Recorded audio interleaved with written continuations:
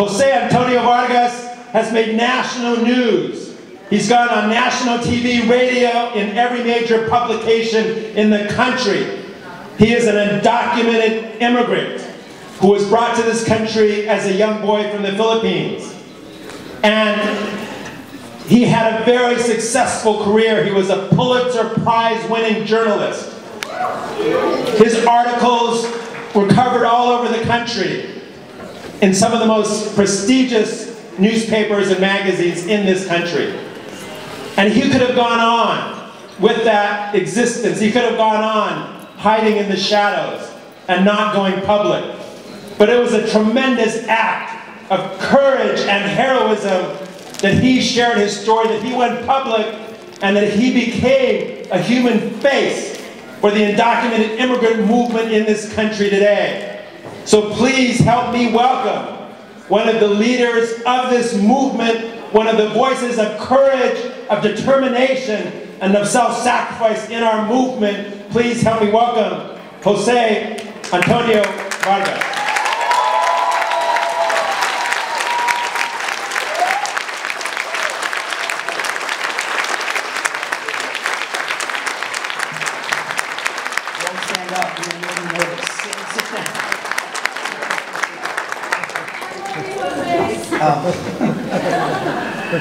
Oh man, how do I follow that?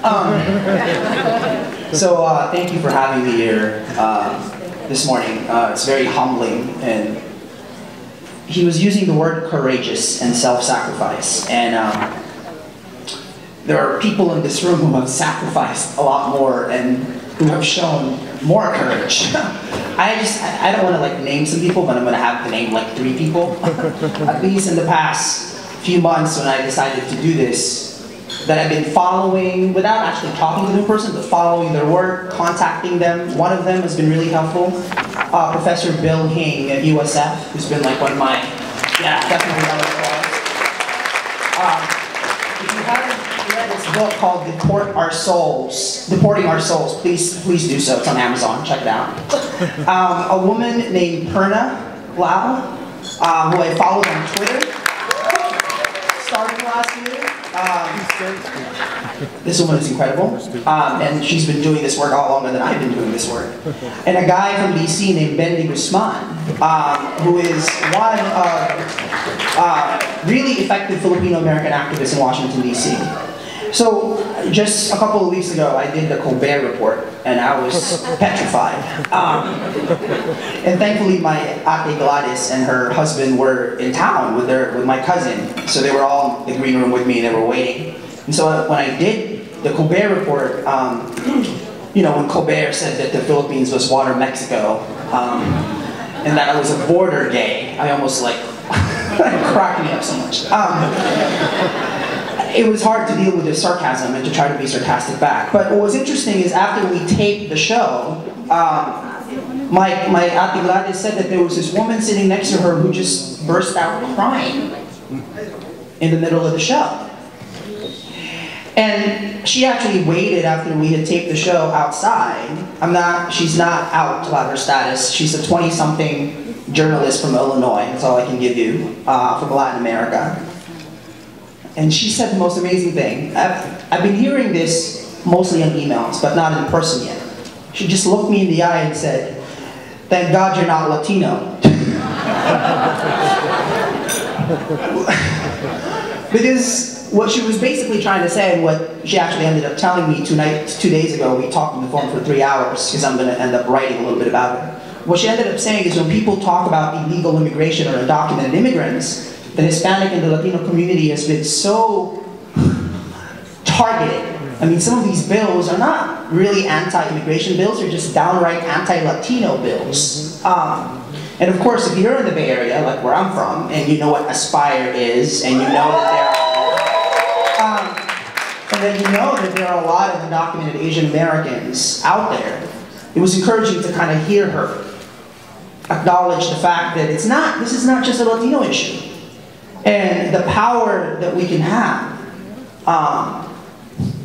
when you unite the Asian American community, the Latino community, the African American community, the gay community, which is what? The future of this country?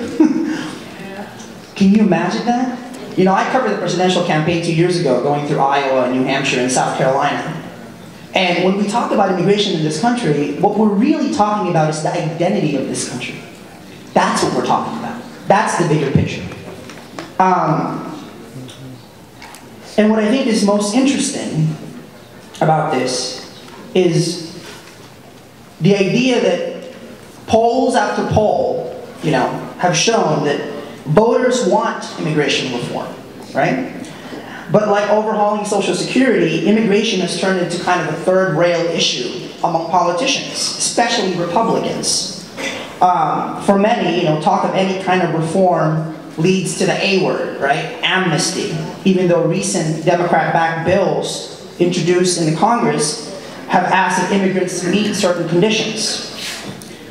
There are people who used to be our partners in this, people like Orrin Hatch, who's the original co-sponsor of the DREAM Act, which is going to be 10 years old next month, or people like Senator John McCain, who used to be a co-sponsor of comprehensive immigration reform before he started talking about how illegals were responsible for wildfires.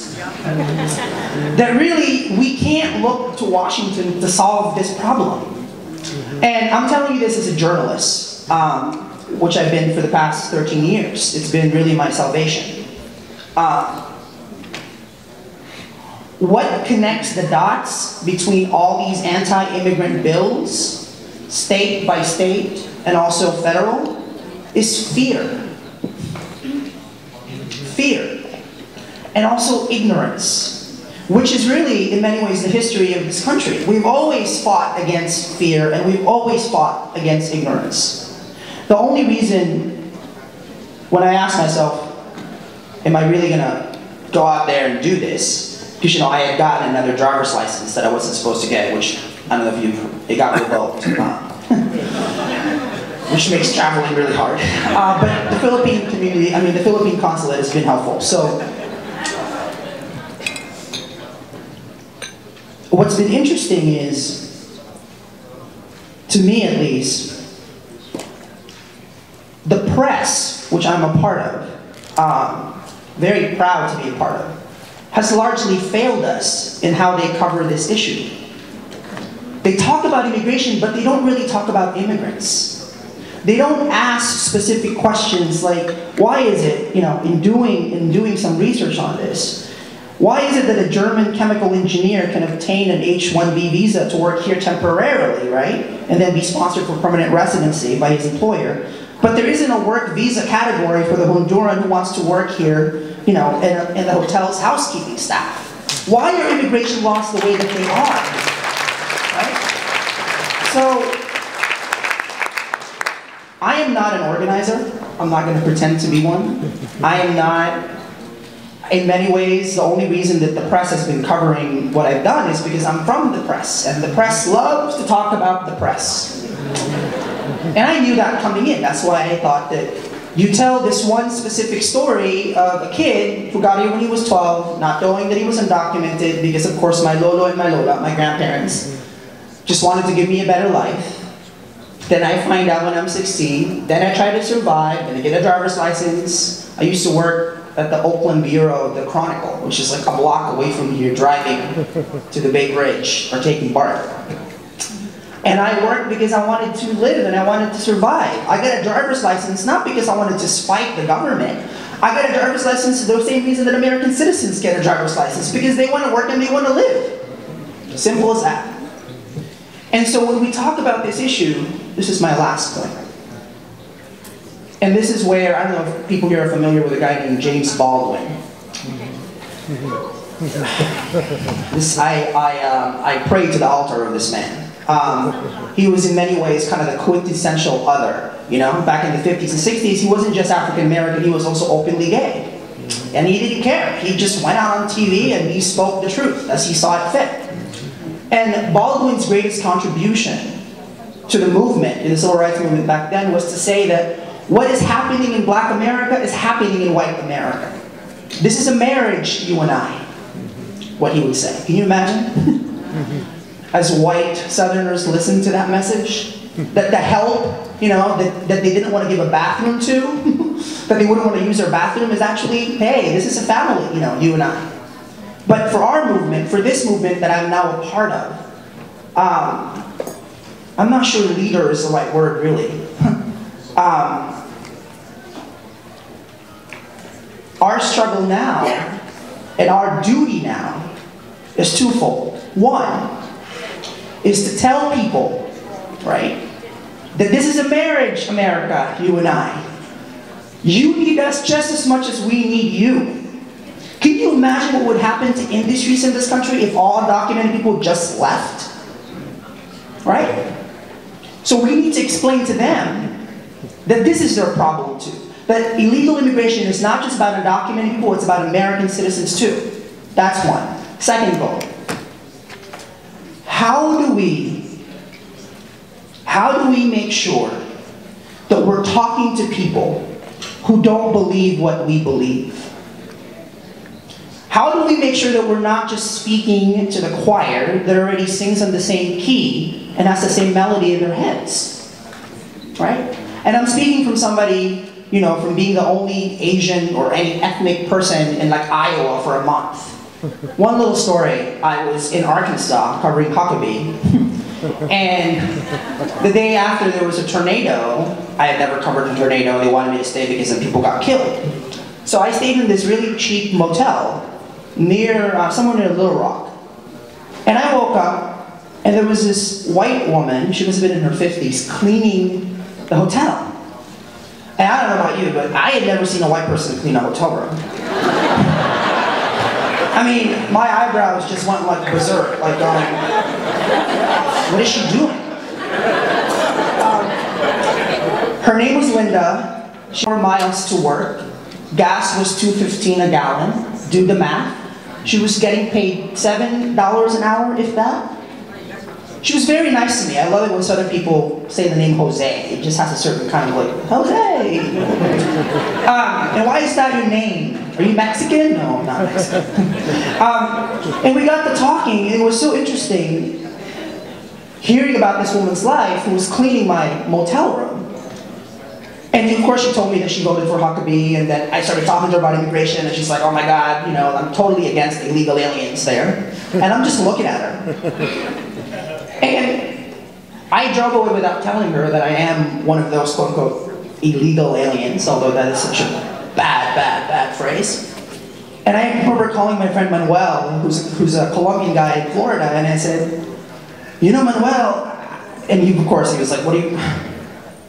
I started talking about Linda, this woman, and I told Manuel, it's not that she hates us, or she hates me, she just wants her job, right? I needed to explain to this woman, and I wish that I did, that my existence doesn't threaten hers, right? That my existence doesn't threaten hers. And again, we can't just talk amongst ourselves. It's not going to work. So my job now, and we started an organization called DefineAmerican.com. Please check it out, DefineAmerican.com, is to tell more of these stories as we move towards the presidential campaign. To make sure that we're covering this issue that in many ways, my job, not being an organizer, is to tell stories. That's what I do for a living, at least when I could work. And now my job is to look at this issue as holistically and as completely and as honestly as I can. More and more young people, you know, are coming out every day, right? And what's interesting, by the way, is a lot of the leaders of the Dreamer community are openly gay. I think there's a really, really interesting intersection there. But I think in many ways, coming out is so quintessentially American. It's what we do every day to each other, right? America is an idea. People come here because of this great idea, and we come out to each other every day. The question is, are we listening to each other? That's the question. So, I can't say this enough. I'm honored and humbled to be here. And can you imagine what this country would be without the labor community? The immigrant labor community? So thank you for all the work that you do.